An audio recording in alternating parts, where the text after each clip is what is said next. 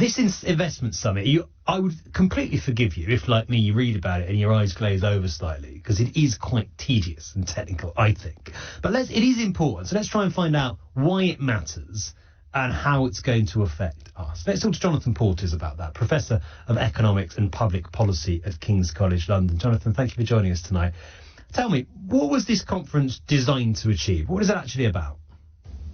It's basically about signalling to both international investors, domestic companies, and the UK public that this is, that we've drawn a line under some of the economic instability of the last 5 or 6 years, and that the UK has a sort of stable, responsible government that is making investment, both public and private, a priority. And just, let's just take a step back. We all know investment is important. For people who sort of aren't as au fait with it as others, and I include myself in that potentially, why is investment so important, in external investment? Well, it's not just external investment. It's investment full stop, both from government, from private investors here, and from internationally. So public investment like transport infrastructure, railways, indeed schools and hospitals, buildings, is important because it's the government providing those essential public goods that will help our economy and our society in the future.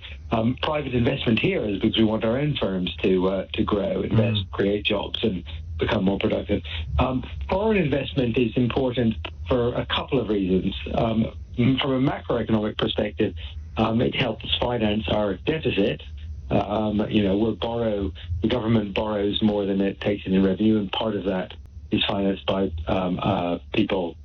effectively by inflows of capital from abroad. But it's also important because it brings new skills, new technology. Foreign investment is often high productivity new firms. The most famous example, of course, now going back 40 years, is Nissan's investment in Sunderland in the early 80s, which revitalized the British car industry because the working practices, the technology, the approach to building cars that Nissan brought really spread among our own car makers.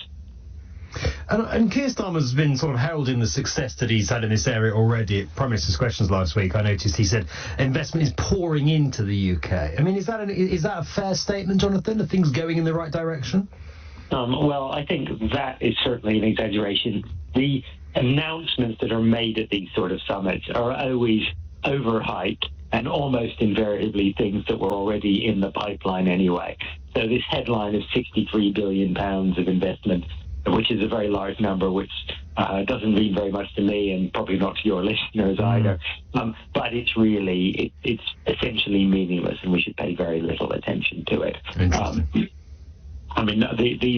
These are mostly photo opportunities, but that doesn't mean that they don't have some value. I think, as I said, it's about signalling that government is a pro-investment government after we had a governments for 14 years which have both cut public investment and also not exactly produced the most welcoming environment or a stable environment for foreign investors. So I think it's an important symbol and step, but it's to say that things have suddenly been turned around is obviously fantasy. The whole point about investment, of course, is it takes years and years to pay off.